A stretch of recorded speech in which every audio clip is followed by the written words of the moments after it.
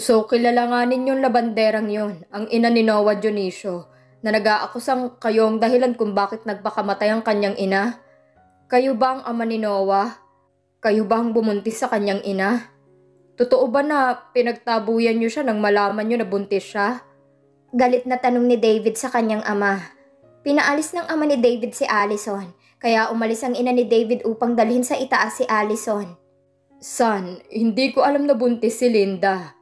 Noah, may anak si Linda na Noah ang pangalan. Naguguluhan ako anak, bata pa kami noon. Girlfriend ko noon ang mami mo. Mas matanda si Linda ng 5 taon sa akin. I don't remember kung ilang taon ako nang inakit niya ako. 17 I think. I don't remember pero naaalala ko na nagiinuman kami nila Tito Desmond mo. Dahil wala ang lolo at lola mo noon. Nag-out of country dahil sa business kaya tinawagan ko ang mga pinsan ko upang may makasama ako ng gabing yon sa inuman. Nalasing ako noon at pinasok niya ako sa silid ko. At pumatong siya sa ibabaw ko. Lasing ako at bata pa ako ng mga panahong yon. Magdamag ng hinangyari sa amin dahil yun ang unang karanasan ko. Sinabi ko yan sa mami mo noon nang kasintahan ko pa lang siya dahil hindi ako naglilihim sa kanya. Sinabi ng mami mo sa ama ko ang nangyari at kung anong ginawa sa akin ni Linda ng gabing yun. Sa galit ni Lolo, muntikan na niya itong ipakulong dahil sa minor de edad lang ako. Bata pa at hindi pa ako nakakapag-isip ng tama pagdating sa kamunduhan. Sa halip na ipakulong siya, pinalayas na lamang siya nila Lolo mo. Lumapit siya sa akin minsan bago ako mag-18. Sinabi niya sa akin na mahal niya ako. Gabi noon at nasa labas ako ng mansyon ng lolo mo dahil kakaalis lang ng mga pinsan ko. Muli niya akong inakit ng gabing yon nang bigla siyang lumuhod sa harapan ko. Natakot ako na baka may makakita sa amin kaya hinila ko siya sa bakanting lote na mataas pang talahib. Doon na naman nangyari ang kamunduhang bumabalot sa pagkatao ko na nasundan pa ng paulit-ulit dahil nga bata lang ako at sa edad kong yun. Nalaman yun ng iyong ina kaya nagkahiwalay kaming dalawa. Pero sinuyo ko siya at kinalimutan si Linda dahil wala naman kaming relasyon at siyang laging gumagawa ng hakbang. Alam na alam niya kung paano niya ako mapapasunod noon. Ilang beses akong pinuntahan noon ni Linda at nagbabanta na magpapakamatay siya pero nagsabi na ako sa lolo mo kaya inilayo na nila ako. Hindi ko alam na buntis siya dahil nga inanayo na nila ako at dinala sa Amerika at doon na ako namuhay hanggang sa pinakasalan kong iyong ina.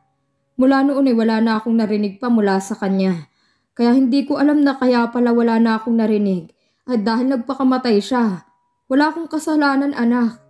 Siya ang kusang umaakit sa akin at hindi ko alam na may anak siya. Paano mo nalaman ang lahat ng ito? Mahabang paliwanag ng ama ni David. Nagkatinginan ng magpipinsan. Iba ang pagkakaalam ni Noah sa mga nangyari. Oo at pinalayas ang ina niya ng mga lolo ni David. Pero hindi alam ni Noah ang ina niyang umaakit sa kanyang ama.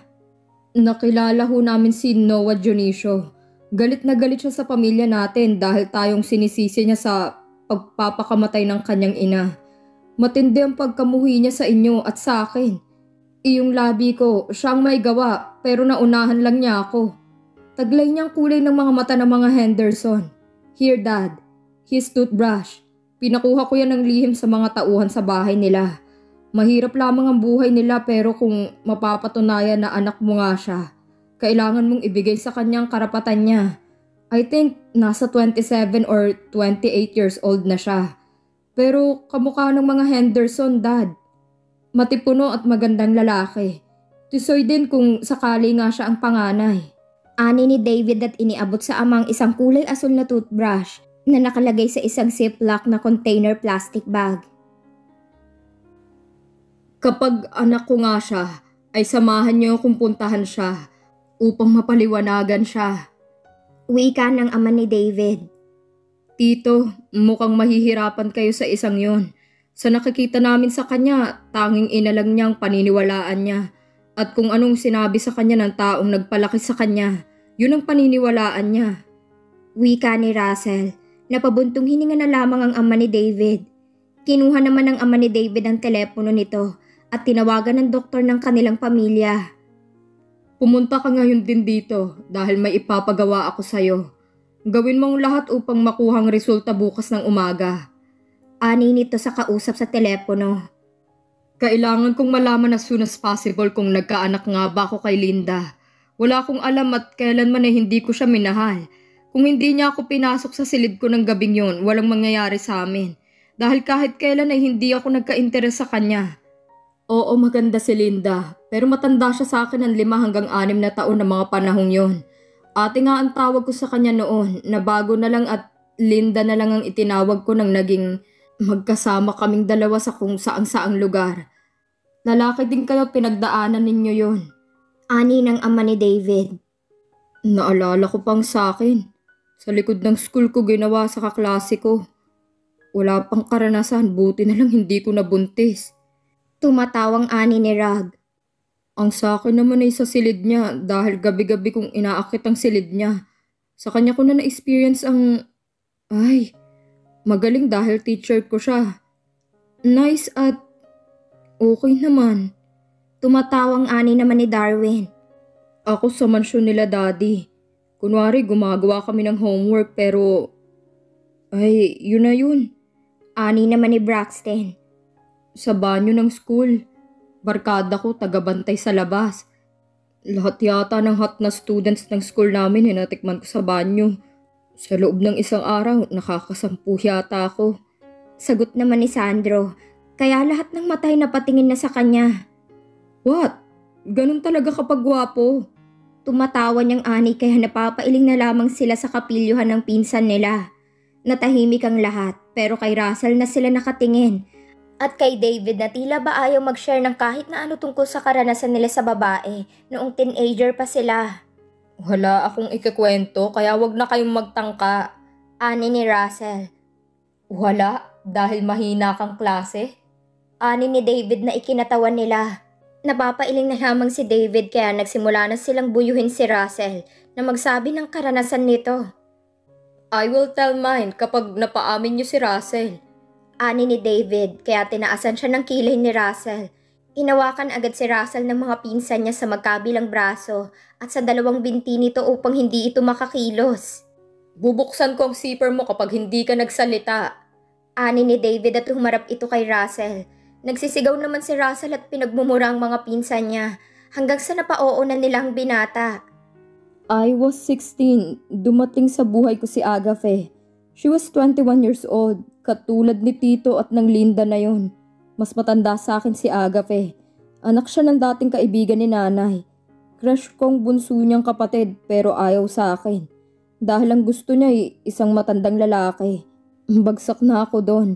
Kaya, well, kinalimutan ko siya pero ang ate niyang si Agape madalas akong turuan ng science. Minsan wala si nanay dahil nagtitinda sa palengke. Kaming 2 lang ang nasa bahay. Hinalikan niya ako sa labi at sabi niya, paliligayahin niya ako kung hindi magawa ng kapatid niya sa akin ang bagay na gusto ko. Siya raw ang gagawa. Well, I let her dahil nasarapan ako sa halik niya. Ang hindi ko inaasahan na yung ginawa niya. Basta ayun. First time ko yun. Grabe ang ginawa niya dahil... Basta yun na yun. Walang itinira. Ani ni Russell. Shit, gusto ko yun ah. Ani agad ni David. Shit, patapusin yung kwento niya. Ani ni Jefferson. Ang ama naman ni David ay naiiling na iniwanan silang nagkwekwentuhan tungkol sa mga karanasan nila. Ituloy mo, gago. Asik ni Rag na ikinatawa ng mahina ni Russell. Then, sabi niya ipaparanas niya sa akin ng langit. Hindi na naman siya inosente. Lagi siyang may dalang proteksyon. Sa kanya ko naranasan ang lahat. Sa loob ng 1 taon. Naging mate kaming 2 hanggang sa nahuli kami ng kapatid niya. Doon kami natutong mag-3. 2 babae, magkapatid sa aking kandungan. Natigil lamang yun na nagtapat ng pag-ibig sa akin ng magkapatid. Tinanggihan ko dahil nakilala ko si Kendra. Mula noon ay iniwasan ko na sila. Ang kapatid niya na dating walang interes sa akin, yun pang nabaliw sa akin. Hindi ko na alam kung ano nang nangyari sa kanila ngayon pero sigurado ako na wala akong nabuntis. Dahil protektado kami lagi. Mahabang kwento ni Russell. Ibigay mo sa akin mamaya ang address ng Agape na yan at ng kapatid niya. Gusto ko silang kasama. Ani ni David na ikinatawa ng malakas ni Russell. Unahan na lang. Ngayong alam ko na ang pangalan ng babaeng yun, madali na siyang hanapin dahil doon lang naman siya nakatira sa dating tirahan nila Russell. Ani naman ni Rag, kaya napapailing na si Russell sa kanila. Ang experience ko ay si Monette.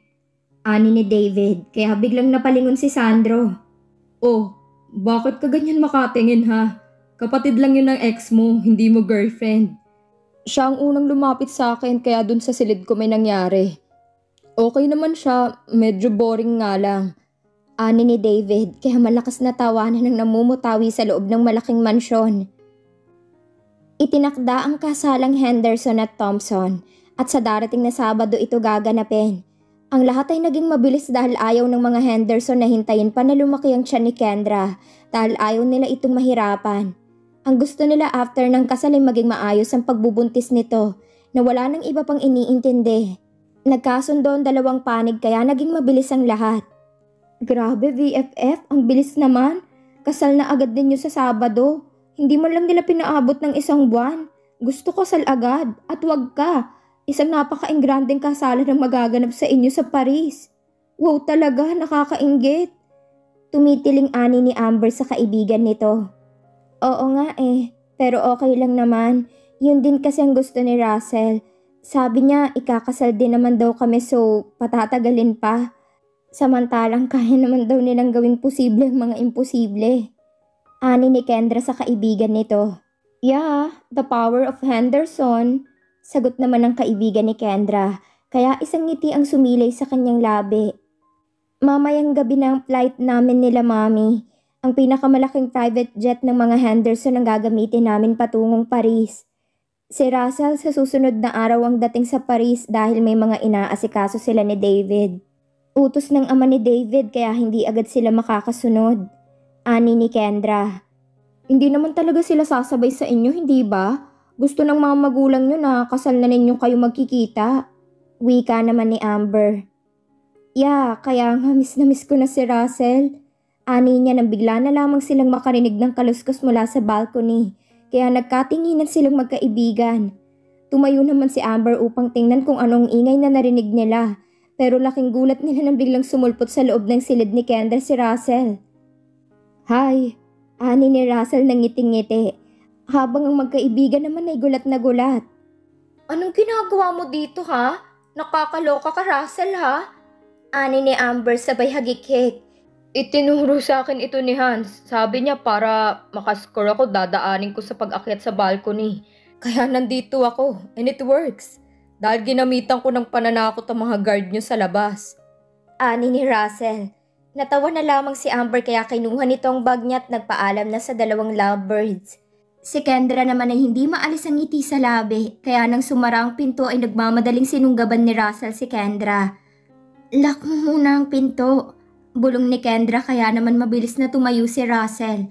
I miss you so much. Bulong ni Russell.